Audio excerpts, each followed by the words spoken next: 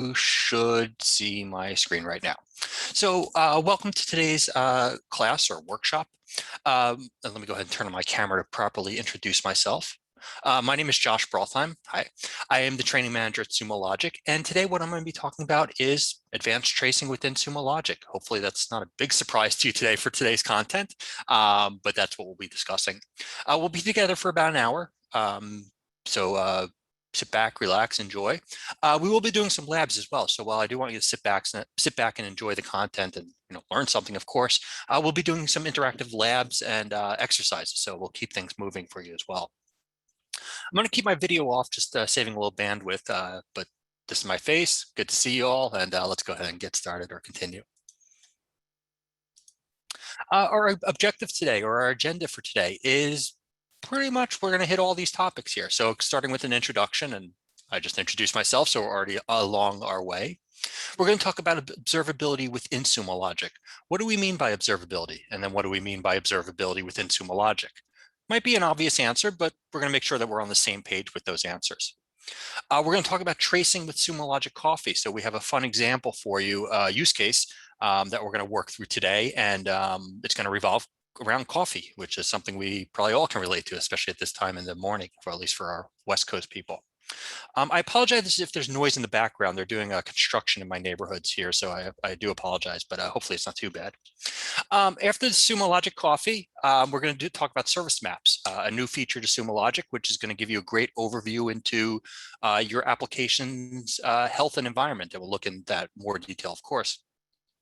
Then we'll talk about traces. We'll do some examples of traces. We'll look through traces for some successful and unsuccessful transactions related to our coffee company. Of course, we'll talk about that in much more detail later. And then we'll talk about some next steps for implementation, as well as next steps for what we're including in the product in regards to observability and more specifically tracing. So that's our game plan for today. Like I said, questions, go ahead and put them in the chat Q&A. And let's go ahead and continue here. So the first thing I want to make sure that we're all on the same page of is what exactly is Sumo Logic? Many of you may know, many of you may be our customers, and great, of course, but want to just level set in case we do have some new individuals joining us. If you've attended one of our trainings before, you've probably seen the slide. I'll go through it pretty quickly, but I do feel it's important enough to hit the highlights on here. And what we're trying to highlight here is, at least at the first level, the real-time analytics that Sumo Logic offers. When we look at analytics, they're divided into essentially four main areas, as we have up here on the top portion of the screen. We have our operational analytics. Are your systems up and running? What is your MTTI or MTTR, those mean time to identify and resolve, which are every day more and more critical to organizations? Other system health concerns can all be looked at through Sumo Logic. Security analytics, you can use Sumo Logic to discover who is using root access. Is a person logging in from multiple locations simultaneously? And other security related questions. The business analytics side, and it's all the same product, but just different uses of it. The business analytics is going to show you what pages are people frequently viewing on the website. What are they ordering? If you ran a marketing campaign, was it successful? Things like that. And then global insights that can allow you to see how you're doing compared to other companies, predominantly focused on the security area, but can certainly expand into other aspects of the business. The middle section here, just the cloud native platform. It's important to remind you that Sumo Logic was born in the cloud, runs in the cloud, and as such, our applications are multi-tenant. Information is not shared between the different tenants, and it's very secure. So important to note that information is not shared across accounts or organizations. And then within the product is the advanced analytics, the machine learning that exists in the application so that you can easily plot data on a Mapbox plot. We won't show that today, but we do cover that in some of our other classes and trainings. Machine learning to identify new security threats. And because we're in the cloud, we are elastic and can scale the environment based on demand. We support APIs so that companies can incorporate Sumo Logic into other products. And we provide the highest quality out-of-the-box security. So what we're trying to show here in the far right box are some of our certifications, attestations, compliances that we've fulfilled, including many of the important ones: SOC 2, PCI, HIPAA, I'm going to say etc. Not to say the other ones are less important, but I think you get the highlight of that we're certified and compliant with many of the most important compliances out there. Finally, the last portion, sorry about that. The last portion to discuss here is just the full stack integration. Customers' needs are varied and specific, and so we support on-prem infrastructure, IaaS, infrastructure as a service, PaaS, platform as a service, and support Amazon Web Services, GCP, Azure Cloud, as well as IBM and Oracle and other cloud platforms that are out there. We have built-in apps that will provide you immediate functionality and will probably exceed 85% of your immediate query and analytic needs. That's a high number, but I think we reached that, and we'll show you the apps in the last portion of today. We'll install an app. So if you've not used Sumo Logic apps before, you'll get a feel for them and see how helpful they are. And then finally, last portion on this slide is our stack also includes support for SaaS, software as a service, and can integrate with various third-party apps like Slack, Webhook, ServiceNow, just to name a few. All right, I thought that was important just to make sure we're on the same page with that. So now let's talk a little bit more about end-to-end observability within Sumo Logic. And here is my slide. So what we're trying to show on this slide is Sumo Logic observability defined. Observability requires more data and richer analytics as you go from an alert to a problem. And so what we're using here is the analogy of an iceberg. Very top, very bottom, and the top is what you see, but the bottom is usually where the problems are. As it gets deeper, more data is going to be required for more sophisticated analytics. So as described, more data and richer analytics are needed as you go from alert to the problem resolution. And there's two key requirements for an observability solution. Excuse me, I'm a bit tongue-tied this morning. Firstly, the observability solution should be able to handle large-scale data sets. While monitoring and diagnosing requires working with some amount of data, it's the troubleshooting phase, this bottom portion here, where the observability system should be able to handle unlimited amounts of data from log, metric, and traces. And this is a challenge for many observable solutions that don't have high-end and scalable solutions in them. Since we're built on that cloud-native architecture, Sumo Logic enables the ingestion and storing of any amount of data in a highly elastic and flexible way. Secondly, the observable solution also needs to have a very scalable analytics engine. Observability requires you to analyze lots of data to machine learning and other initiative search-driven analytic capabilities. As a large-scale machine data analytics platform, Sumo Logic provides these out-of-the-box capabilities to support the ingestion and analytics of any amounts of data.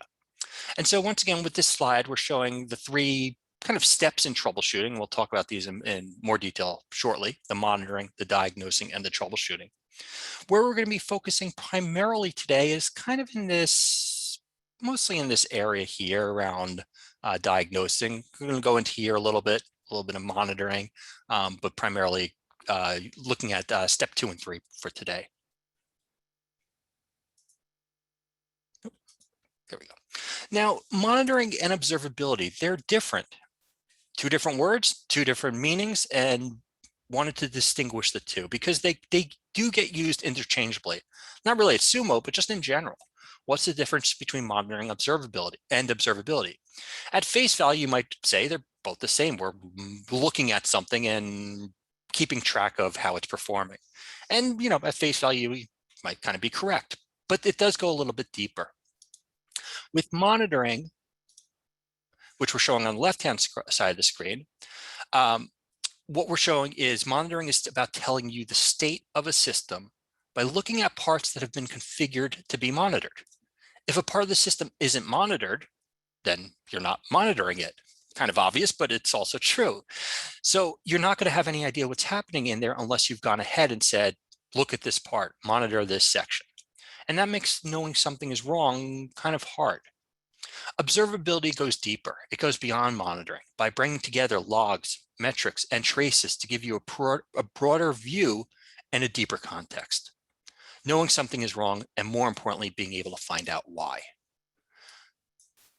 So I wanted to, like I said, I wanted to just stress the difference, and we're going to be really focusing more on observability today, figuring out what's wrong and why, and the why is helpful, very critical to figure out how to fix it.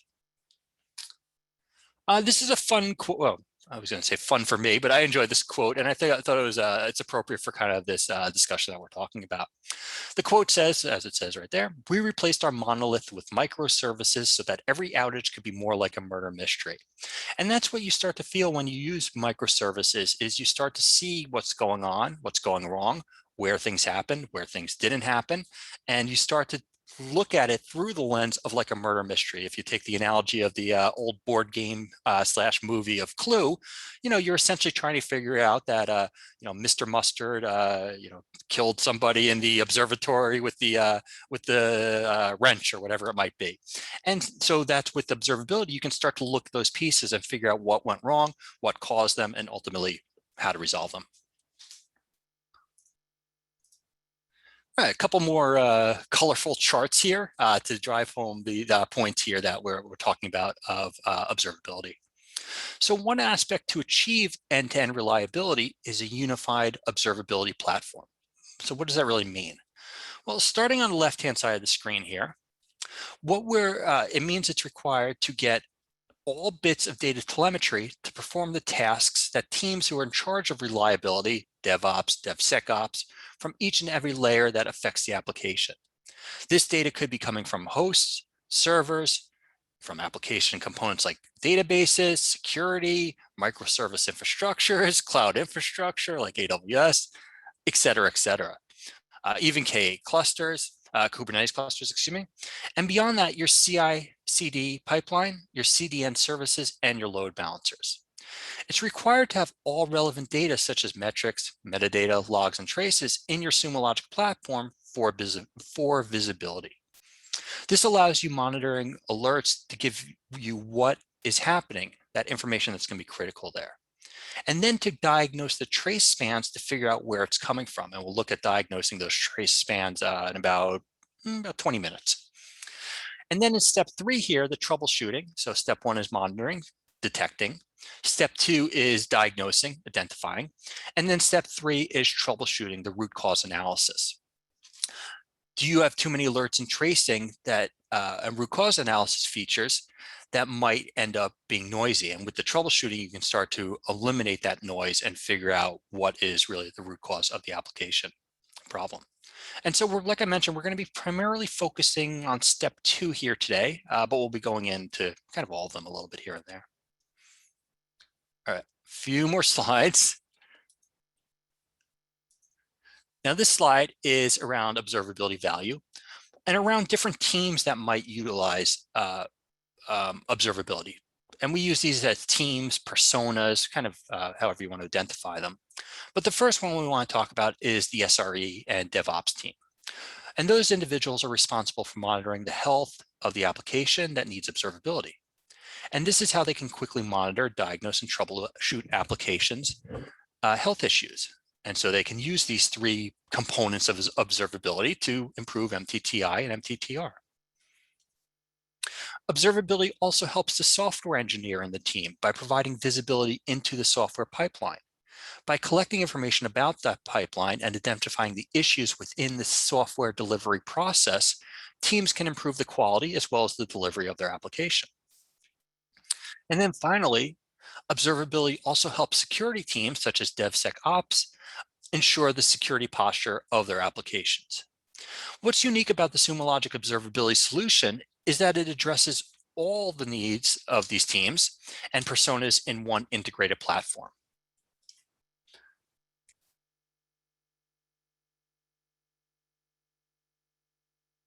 And then finally, I wanted to show here the Sumo Logic differentiator. What we're showing here on the far left is once again those 3 steps, kind of drilling them into your head, the monitoring, diagnosing, troubleshooting. But then on the middle here, what I wanted to show or try to show is the relation of the internal portion of the system. So on the monitoring portion, if we start with the little widget chart here from green to red, we see, as we might in a dashboard, a meter of some sort. green good, red bad, maybe vice versa. But that doesn't just appear. You don't just get a chart or a breakout like this. There's things that make that up. And so what we're trying to show here is prior to that, you're going to need to set up dashboards. The dashboards are going to be looking at the deployments, drilling down into the clusters, going more specifically into the transaction, down to the service level, down to the pod level, even down to the component. So we're going to be drilling down into, like I said, this diagnose, really this kind of middle portion here, this darker blue, lighter blue section here that I think you can see my mouse going over. And wanted to show what that looks like for today's conversation. Now, we do have features that assist with troubleshooting for root cause. We have a feature called Root Cause Explorer, but we're not really going to be focusing on that today. As I mentioned today, we're really going to be focusing on this diagnosing section. And you'll have the opportunity to go into Sumo Logic in 10 minutes or so and join me in looking at some of the features that I'm about to discuss. So I'm going to give an overview of some of these features and then we'll play with them later. Now, before we go into the features, though, I do want to go ahead and introduce tracing and more specifically Sumo Logic Coffee to you. And Sumo Logic Coffee is going to be our use case for the whole day, or the whole next 45 minutes at least. Now, you may be familiar with Sumo Logic Coffee. You may not be, but if you aren't, you probably know us, or if you don't know us, then you don't know our use case. But what we're known for is delivering a hot, fast cup of coffee. That's our priority number one. We have thousands of locations around the world, very similar to another organization that sells coffee with a green logo. However, we are worldwide. And so this is our organization. Welcome to Sumo Logic Coffee for today.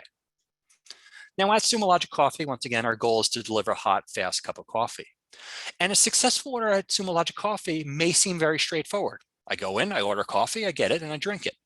But there's more steps to it, particularly more steps that act as almost microservices. The customer is going to come in and place an order.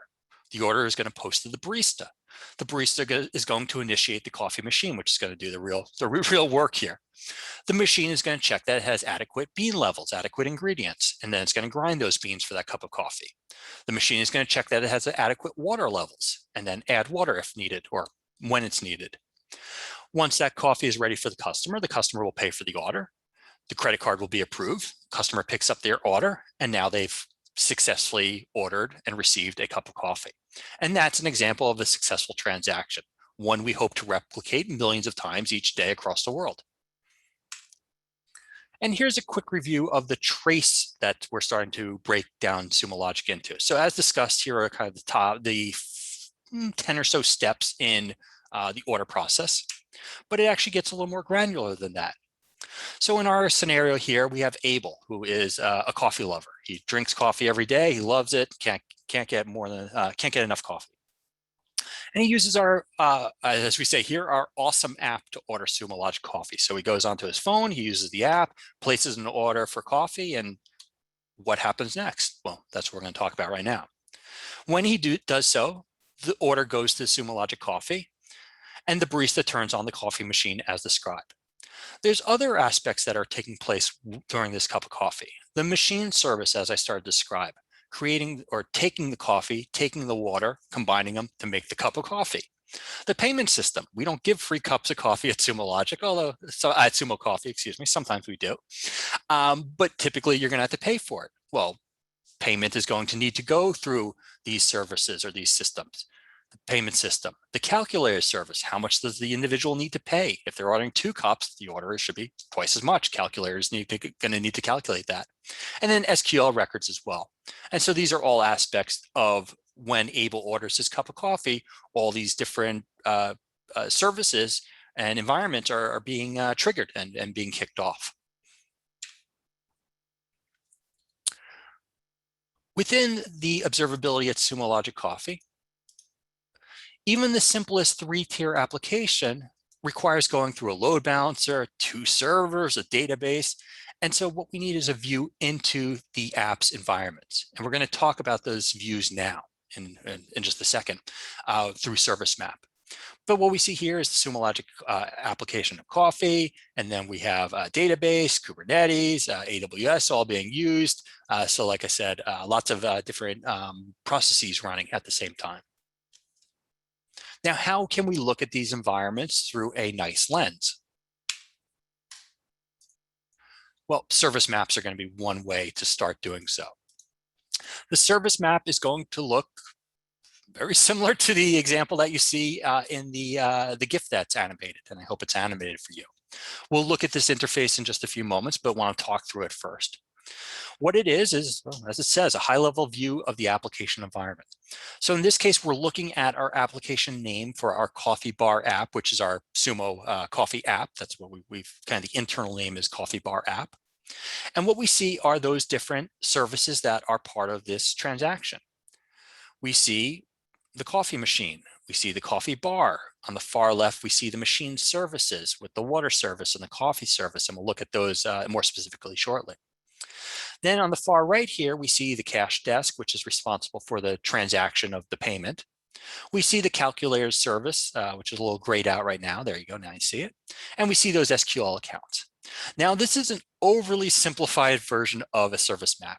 If you or when you use service map in your organization, it's probably going to be more complicated than this. But this is a great example to get the basics of it down, of how it works and how it's useful. The data is automatically built from tracing data in real time. And the other important portion here is you'll notice in this example, there's red versus non-red.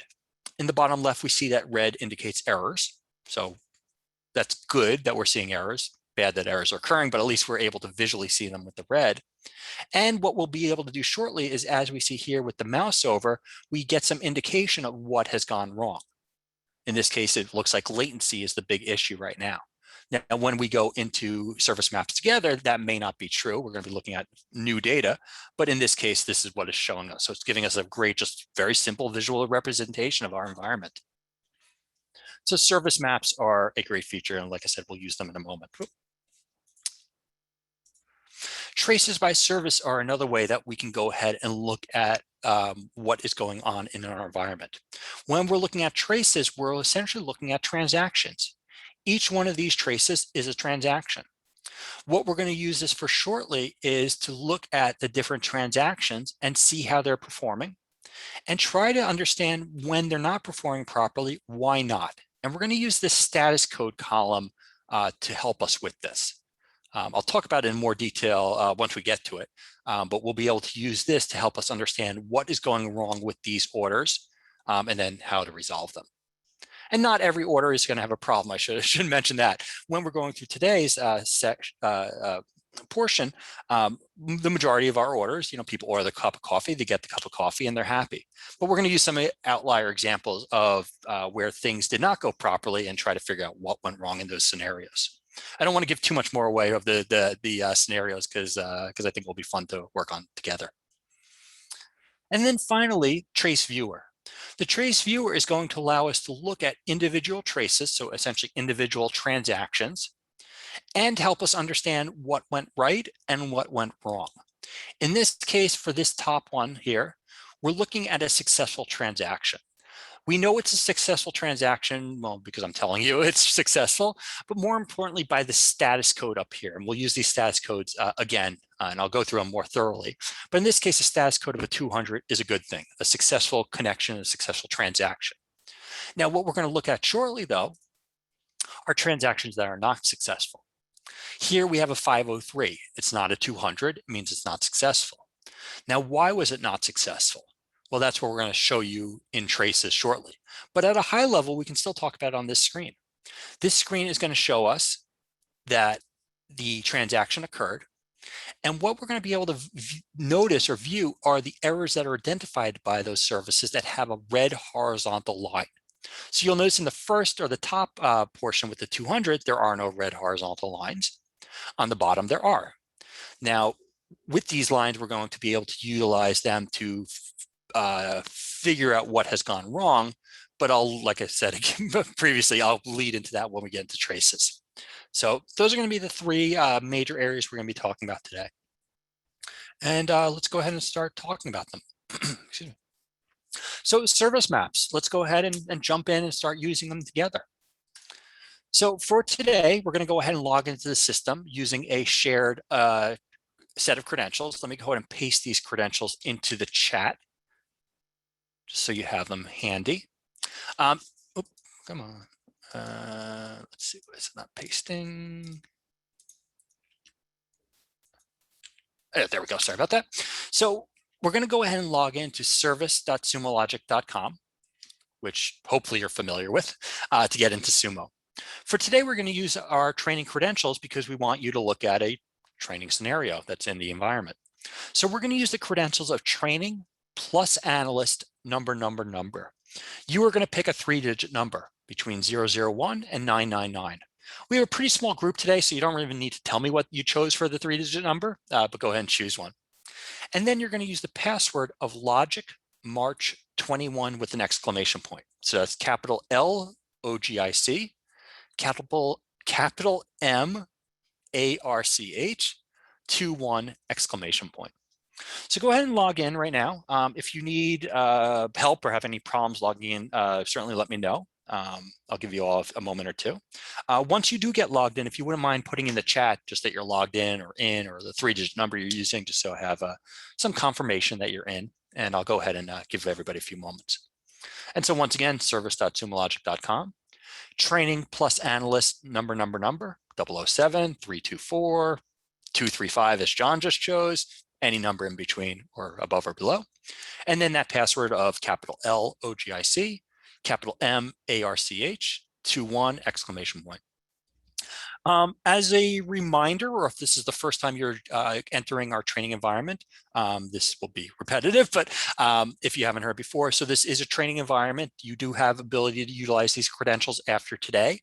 Keep in mind, it is I'm using kind of air quotes, but a public environment. So we don't want you to put anything proprietary in there. The data that you enter or things you enter might be deleted periodically. It is cleaned up weekly. So I just want you to keep that in mind, but you are certainly welcome to come in here at a later time. So let's see, hoping you guys are starting to get logged in. Pretty quiet as far as letting me know, but that's okay. Let's see. If you're having any problems, you may want to choose a training plus analyst different number, and not that then it shouldn't be that issue. Let's see, it keeps telling you to verify your credentials.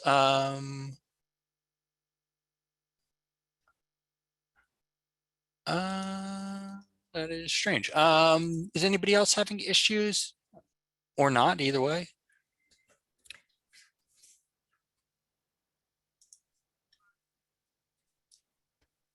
Okay, it looks like a lot of people are getting the same error. Let me verify. I apologize for that. I tested it earlier, but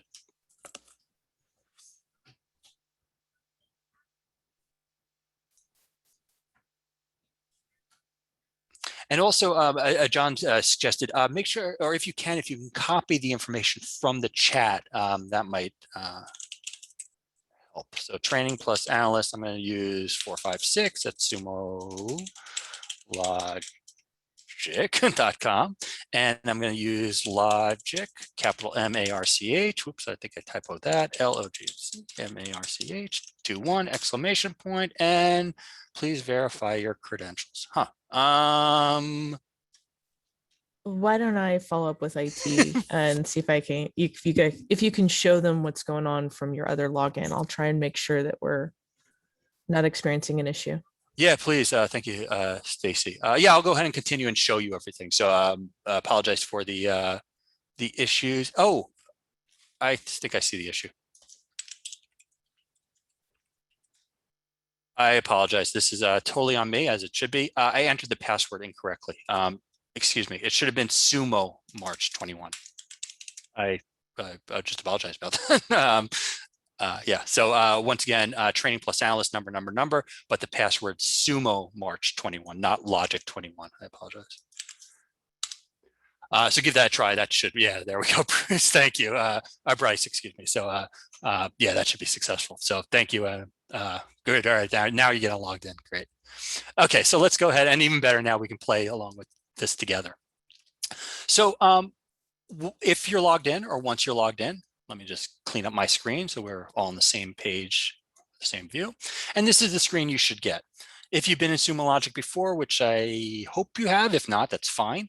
This is the home page, pretty traditional home page. What we want to do though is we want to jump into Service Map. Let's get rolling here. So what we're going to do is we're going to go to plus new at the top, the blue button, and we're going to go ahead and select Service Map. Now we do have other features in Sumo Logic, log searches, traces, which we'll use the traces in about 10 minutes, live tails, other features. But today we're really going to, or at least right now, we're going to focus on service maps. So we want to click on the service map option. We can also do Alt-I as a keyboard shortcut, kind of getting fancy there, but it is an option for you. And service maps are new for us, and we're excited about them. So when you log in, you should get this little kind of welcome screen about what service maps allow you to do. Now I'm going to tell you all this, but certainly feel free to read the blurb here, and it will link to some support documentation as well. But we're going to go ahead and start here. It's going to tell us about customizing KPIs, which I'm going to tell you about in a few moments. So this interface is it's kind of going through everything I wanted, but I'm going to do it. So here we go now. So once you're logged in, you should see something very similar to this. Now your services might be lit up a little bit differently than mine.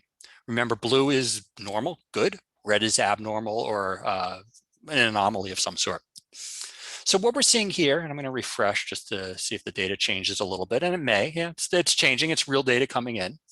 What we're seeing here are where we're having some issues. We can go ahead and view this at face value. We can start to mouse over these items to start to get more details, as we saw in that GIF that was running on my slide. So for example, here with the red, I have water service that's red. If I mouse over it, I start to see some KPIs as well as some anomalies. In this case, the anomalies are the ones that are red, and it's letting me know in this case that the water service is having some latency. Over the last 15 minutes, it's 7% above normal. Not great, but it is over normal. It's an anomaly, and the system is now letting me know that. Similarly, if I go to some of these other ones that are red, I see the coffee machine responsible for producing the cup of coffee. I see the request, there we go. The requests are below normal, which is an anomaly. It's not necessarily an error. It just means we've had less requests than normal. Maybe it's an odd time of the morning. People are not getting their coffee this morning because of whatever. And then we have the cache desk over here that's red for latency. Now, once again, like I said, your items may not be the same color as mine, and when I refresh it, I get different colors. Not different colors, excuse me. Different areas where anomalies are occurring. The color is the same, of course, but I'm starting to see that insight. I have the ability to modify those KPIs. So in this case, with this water service, latency is being calculated. The KPIs are being calculated. By going to settings, I can start to adjust how these KPIs are calculated. Do I want them calculated on worst case? Do I want them calculated based on latency, errors? And these all will impact the calculation for the anomaly detection. The outlier is going to be utilized in the anomaly detection. So if you've attended some of our other classes, really fundamentals or search mastery, we talk about outlier. An outlier is a great way for the system to start to determine what is wrong and what isn't. The outlier, without getting too mathematical, it uses standard deviation to basically calculate, like I said, what's normal and what isn't. And so you can start to customize these values to really fine tune what you or your organization considers normal or not. What we can do also here, though, is we can drill down a little bit deeper. So let's go a little bit deeper. For example, I'm going to click on this water service because I want to get some information about what's going wrong here. I see there's latency. I mean, that's pretty clear, but let me go ahead and see, get more granular with that information. So what I'm going to do here is I'm going to click on the water service.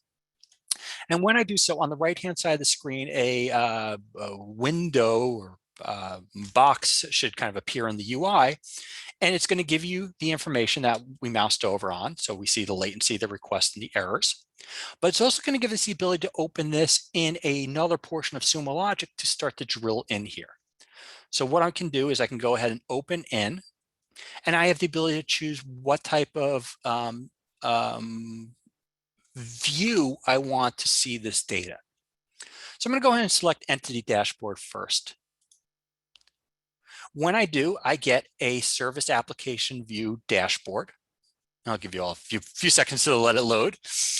And what I'm starting to see is related to our water service. Over the past hour, this is all the things that are going on or not going on with our water service. So I see average error percentage on the top right. I see latency on the top left. I see this latency by milliseconds, and this is showing the outlier feature. What this is showing me is my average latency versus my average latency for last week. And these pink triangles are letting me know when the outliers occurred, when essentially there's been more latency than normal. Not good things. These are bad points. And so it's now starting to identify these for me. If I scroll down further, I see information about requests per second and just requests, and then finally errors. So this gives me a nice view into more detail about what's been going on with my application over a period of time, in this case, last hour. Okay, so what can we do here? Well, we can visualize this data, but we can actually go a bit deeper. Let's see if, let's go run through this. This should work. I'm kind of fingers crossed demoing it live, but let's go through this. What I see here are errors over the last hour, and you should see errors in here as well. And what I see here is the pink triangle representing that outlier, letting me know at this point I had more errors than were expected or what is considered normal. Now, what I can do is I can go ahead and continue to drill in and start to find out what has caused those errors. Now, we're going to do so through tracing shortly, but I wanted to do it through here just because I can, and I wanted to show it off a little bit. What I'm going to do here, and I want you to join me as well, is I'm going to go ahead and click on the outlier. And it's going to open this dialog on the far right for me, this window. I'm going to go to infrastructure. And what I'm going to do now is I'm going to open in log search. What I want to do is I want to look at these logs. I want to look at these, in this case, this is related to my water service logs to see what error is in the water service logs. Why am I getting error associated with water service? So what I'm going to do is I'm going to select log search here. And I'm going to I was going to say I'm going to cheat. I don't know if it's necessarily cheating, but I'm going to use a little shortcut. I'm going to say, show me the service equal to the water service. So I'm looking at my water service stuff. But also look for the keyword of error. So what I want to do is I want to find those error messages associated with my water service to figure out why I'm getting an error related to water service. So I'm going to say, just show me the word error. And what I should see, fingers crossed, perfect, is exactly what has occurred, what has gone wrong here. What we see here is an error, not enough water, requested 2 milliliters. So what has happened here is essentially the order has been placed for the cup of coffee and the system doesn't have enough water in it. Someone needs to add more water to the coffee machine in order for it to produce a cup of coffee. Since there's not enough water, we can't produce that cup of coffee and the system errors or produces an error. And so this is a way that we can start to utilize the service maps to figure out what's going wrong just from a color standpoint, red, bad, blue, good, and then start to drill in using other aspects of Sumo Logic like the entity dashboard, and then drill down even further. So taking our data that shows up in the service map, drilling into our specific transactions, and then trying to figure out what caused the error with this transaction. And so that's an overview of service maps. Probably a quick overview, but a good overview, or I hope a good overview nonetheless. Now I'm going to jump back to my slides because we still have more stuff to talk about, and I want to make sure we get everything in. So what I'm going to do is I'm going to go back to my slides, and now I'm going to start, or I don't even need the slides here, but I guess I'll do it just for level setting. But now we're going to talk about traces more specifically. So we just looked at the service map and the service map settings. Now let's talk about traces. Now to get to traces is going to be a different step. We're going to go back into Sumo. We're going to go to new, but this time we're going to select traces. We had just used the service map. but now we want to go use traces. So when I select traces, what it's going to provide to me is this trace viewer environment that is going to show me for, in this case, for the past 15 minutes, all the traces that have occurred, or all the transactions that have occurred. In this case, trace and transaction, I think, are analogous. So what we see is the trace ID, which is the transaction number, essentially, or ID. We see when it started. We see the duration. So when the individual placed the order, how long did it take for the individual to get a fast cup of coffee? Once again, that fast is part of our motto. We want it to be delivered quickly. Milliseconds is very fast. We're delivering a fast cup of coffee, but that is the goal, to deliver a cup of coffee in under a second, in milliseconds. We see this graphical breakdown of each transaction, and we're going to look at this in more detail in a moment, but we see just a kind of a color-coded overview of each service within the order, and some percentages. And like I said, we'll talk about that in more detail. And then we see the status, and the status is going to help us identify what is going wrong. But we first want to figure out how to understand the status. So we're going to ignore this for right now. And what we're going to do is we're going to go ahead and look at a successful order at Sumo Logic. I'm going to look at it quickly, but basically what I want you to do is just go to the traces, look for a status that has a 200, and open it. And what you should see is similar to the screenshot I showed earlier. You should see the different services. So the cash desk responsible for payment, the coffee bar responsible for the ordering process, machine service responsible for actually producing the cup of coffee, kind of et cetera, et cetera. This is a 200. This is a great successful connection. The person ordered their cup of coffee, they got it delivered quickly in 94 milliseconds. Great, perfect, that's our goal. Now, these status codes that I alluded to and that you can visually see right here help us get to the root, using a bit of a pun there, of a problem. In this case, we now know a 200 is a successful status code. So now you know 200 equals good. So when we see these 200s, these are all good. But we see other status codes in here. I see a 402. I see a 502.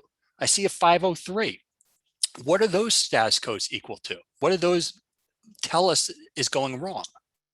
Well, that's what we're about to figure out right now. So let's go ahead and let's do the actually, let me show you a bad one. Let me go through the 503 first. Sorry. So we see a 200, we see a 402, we see a 502, and we see a 503. Now, as I've said, a few times, and I'm not expecting you to know the answer yet, but what is a 503 indicating to us? Well, let's try and figure it out. What I'd like you to do now is take one of the 503 transactions or traces and double click on it or open it. Doesn't matter which one. So I'm going to pick one, I don't know, this one. Now, as I described earlier, the red lines in here are going to help indicate to us that an error is occurring and also indicate where that error is occurring.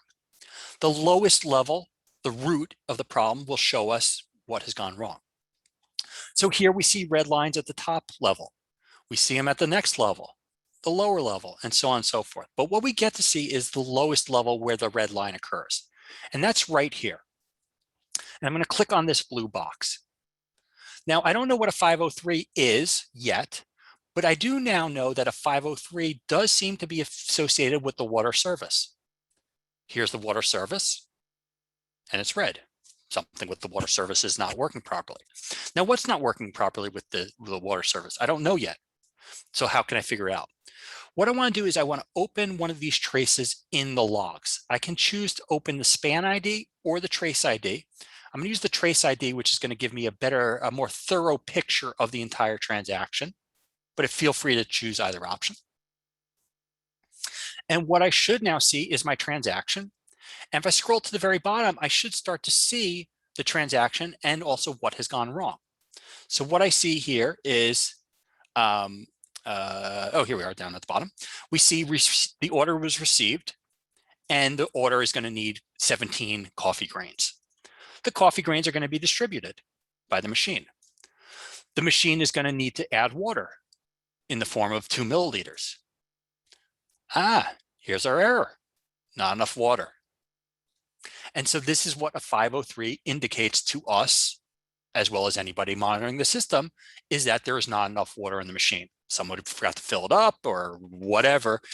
Maybe we need to add a bigger water supply if things are growing, whatever the case may be. But that's very simply the issue of what happened here. There was not enough water. So what I want to do now is I want to go back to my traces. And now I want you, and we'll do this together, but I want you to figure out, what is a 502 showing us an error of? 503 is water, lack of water. What is 502 showing us?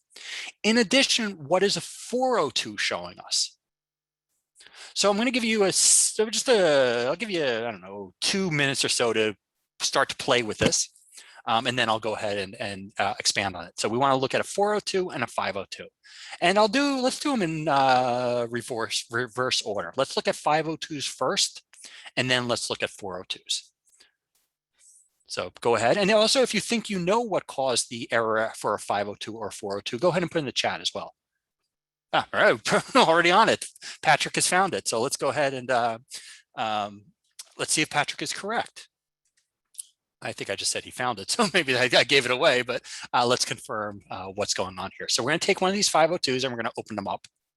We're going to see the red lines bad, and we're going to see the lowest red line. Now, previously for a 503, it was the water service. For a 502, it's the coffee service. So in this case, we know water is not the issue. We're going to click on that bottom one.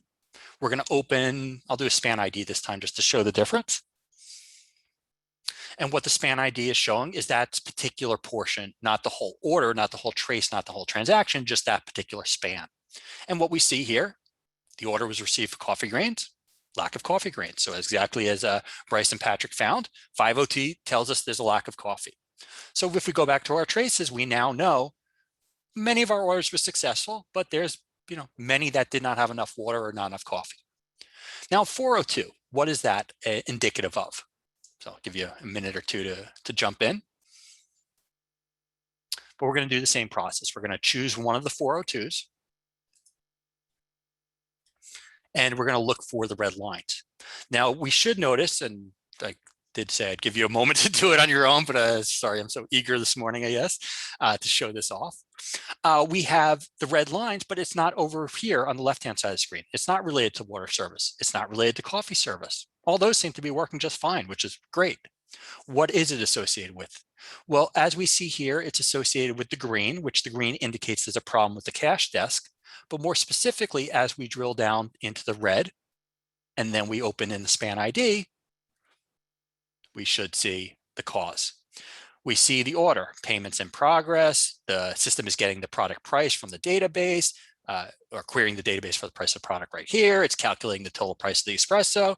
Now the individual knows the total price, and the problem is not enough money. They don't have enough money in their credit card or their Sumo Logic Coffee balance card, or whatever, whatever you want to call it. And so this is how we were now able to understand these going forward. We don't need to really go back into the traces anymore. I can now tell myself, I can now see, once again, majority are good. We have some cash issues, we have some water issues, some coffee issues, but this is helping explain what's going on with the duration as well of how long these transactions took. All right, so let's go ahead. I'm going to go back into my slide deck because I want to make sure I hit all the good points in there. Certainly, any questions, go ahead and ask. But let's just make sure we are on the same page. So once again, we did our hands-on exercise for tracing. We looked at 402s and 502s, and we found the, here is the cheat sheet of the codes, but these are what we found together. The 503 was error, 200 is good, and then we found 402 and 502. Both are bad, I guess you could say, but these are the reasons of what caused that. So one was cash desk, one was coffee error. So great job on finding those issues, guys. All right, tracing apps. I alluded to this earlier and want to show it off for two reasons. So apps within our system. What are apps? In our system, apps are essentially out-of-the-box searches and dashboards that allow you to view your environment. That's kind of overall what an app is in Sumo Logic world. basically somebody at Sumo Logic has realized, hey, these dashboards and searches will be helpful for this type of content, and you can utilize that right away. And here on this screen, I have an example of a dashboard that can be configured. But I want to show you the steps to set one up and the 3 that are included with tracing, more importantly. So within tracing, there are 3 dashboards, or excuse me, 3, yeah, actually they are dashboards. I was correct the first time. 3 dashboards that are helpful. One is application service health, which is going to monitoring the KPIs over the past week, as it says right there, and detect anomalies, really helpful, great for outlier. The application tracing overview, which is a high-level KPIs of all the services for a selected application, and then the service health across applications, which is KPIs for all applications across a selected service. So one's all services for an application, one is all applications for a service, and then the first one, which is just anomalies and detection. So let me show, let me show you what they look like, and let's go through setting them up quickly. Not that it needs to be quick, but they are quick. So let's see, do I have one set up? You know what, I don't even have one set up in here since I'm using a test account. So let's set one up first together, and then we'll go ahead and look at what it's doing. To set one up, we're going to go to the black bar. So if you don't see a black bar, you're going to want to click on the 3 horizontal lines, the hamburger menu. And we're going to go down to the app catalog. And within the app catalog, we're going to see about 100, maybe about 150 different sets of data. We see, what are we seeing here? We see all the different AWS sets of data. We see Apache, we see Azure, et cetera, et cetera, et cetera. But for today, we want to go to tracing. So we either want to type tracing in the search area, or we can go to tracing as a category. But regardless, we want to just type in tracing, and then we want to select the tracing app. When we select it, we see what dashboards it's about to provide to us. And to set it up, I'm just going to click Add to Library, and I'm going to click Add to Library again. The system is now going to take my tracing data, or reference my tracing data. It's going to reference dashboards that it thinks is helpful and give me some insight into them. So now that I've done that, if I go ahead and open up my, let's start with the first one, application service health. We now see, a whole bunch of stuff here. We see average errors by percentage. We see average latency. We see those requests, those errors that I mentioned earlier. But as you see, I didn't do anything to get the data. The data is in the system. There's a question about how to get the data in the system, which actually Stacy's helping answer that question right now. But now I get this output of what's going on or not going on in my environment. And now I can go ahead and act on it. Like we saw earlier, here we have requests were lower than normal. Here is good. We don't have any errors over the last 3 hours. That's good. And we can start to take a look at that. So once again, to get that app, you're going to go to the app catalog, look for tracing, and then look for the tracing application services health. It's a mouthful. So did want to show that off. And as a reminder, just how easy apps are to add, as well as how beneficial they are. So apps strongly encourage you to use outside of tracing as well. Anytime you have a new set of data in Sumo Logic, encourage you to overlay the app because I think it's going to help give you some insight into just the environment, good or bad. All right, and then finally some next steps, or what's next. I wanted to just show you what's coming in the pipeline. Let's see. So here is kind of a list of browser monitoring. I'll go through each one of these more specifically. So first one I wanted to talk about is, come on, there we go. Is browser monitoring. Which is the first cornerstone of what is called RUM, Real User Monitoring. Essentially, the browser is where any user-facing transaction starts. And so our aim here is to describe and tell the story of the end-to-end life of a transaction from a user experience point of view. And so to do so, we need to start with the user's browser. This will help allow us to begin addressing first real user monitoring use cases in Sumo Logic observability. So this is going to be an expanded view. As you see here, you saw a very similar view to this earlier when we looked at the traces.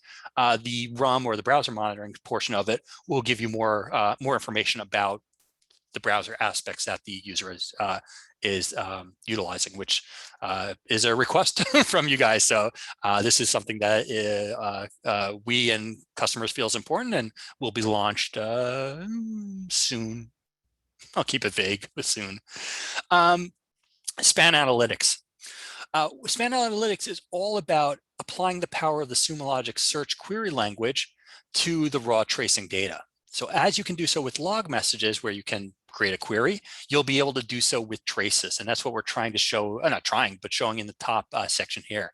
We're using the query language to take a trace and slice and dice it. We're using time slice, we're using transpose, but we're doing it for a trace, not for a log, which is unique, at least for us. All right. One more preview here, actually two more. Extended search and filtering. Kind of what it sounds like as well. Just going to give you more control over using the filters. Currently, the filters are for specific metadata, but you'll be able to use them more broadly for any custom tags. And then finally, Lambda support. So if you're using OpenTelemetry or the X-Ray SDK instrumentations to produce tracing data, that can come from a Lambda serverless function, and it can be sent to the Sumo Logic backend. So for those that use Lambda, this is a big deal as well. And these are all coming along pretty well. Some of them are even past beta at this point. Most of them are. So you'll start to see some of these built out. Summary and next steps. So wanted to point you to some documentation that might be helpful. I think Stacy actually put that, oh no, actually she provided a different link, but is also quite helpful. So certainly, lots to read on about traces, tracing, service maps, all very thoroughly documented in our system. And then finally wanted to remind you of other training opportunities you have to join us. So we offer training courses, virtual certifications and workshops like you attended today. And these are all available to you to attend. So we'd encourage you to join us for other classes and learn more about Sumo Logic. So time for questions. We got about 3 minutes, so not a ton of time, but there is one question that was brought up that Stacy addressed, but if you're not in the chat, I did want to address. The question was essentially, how do you get this data into your system? So what setup is involved period. What setup is involved to get the data into your environment so that you can start to use this? And we're finalizing a class on that right now. So we don't have a class on that yet, but the steps are documented. So you can go ahead and this is where I believe Stacy pointed one of the individuals that was looking for it, but I'll just show it real fast, is getting started with transaction tracing. And so here it starts to show you how to set up a collection and setting up OpenTelemetry and et cetera, et cetera. And as she mentioned as well, we will be developing a class out of this, just it's still being developed. So we're not ready to show it live, but soon, soon, I'll leave it as that. Cool. All right, let's see, do we have any other questions on here? Give everybody a moment just to think of any they might have. Good question. So the question was, with the service map filter, the individual noticed that there's the application name right here. Now, in this case, we are not utilizing it because we only have one application, but it is using the metadata for the name. So it is produced, so that metadata is associated with the application name. And so you can, and will, especially as service map gets a little more robust, you'll be able to use other sources of metadata. But in this case, it would, so what metadata is that using? It's using application name, which is provided, I think. Let's see. Yeah, so it's our application name. We have just gone ahead and provided that as the metadata. So you would be able to go ahead and say, oh, this app is called whatever, or so on. So you would provide that. All right, cool. All right, I think that concludes today. So I want to thank everybody for joining. Hope this helped out. Hope it gives you a better understanding of service map and tracing. And as I mentioned, I think I alluded to a couple times, this is really not the, while service map is fully fleshed out, it's fully live. It actually was pushed out live earlier this week to everybody. We are still adding features and things to it. So it is a growing product. So you will see new kind of bells and whistles as time goes on with it. But thank you again for joining us today. Question semi-unrelated, but getting a trial key, you can go ahead and get a Sumo Logic trial by going to Sumo Logic sign up. And you can go ahead and, where is it? Here it is, Sumo Logic sign up. And you can go ahead and sign up for a trial account for free, no credit card or anything needed. So if you need a trial account, let me go ahead and put that in the link as well in the chat. Great. So once again, thank you again, and enjoy the rest of your day. Have a good day, and looking forward to the weekend. So thank you again, everybody.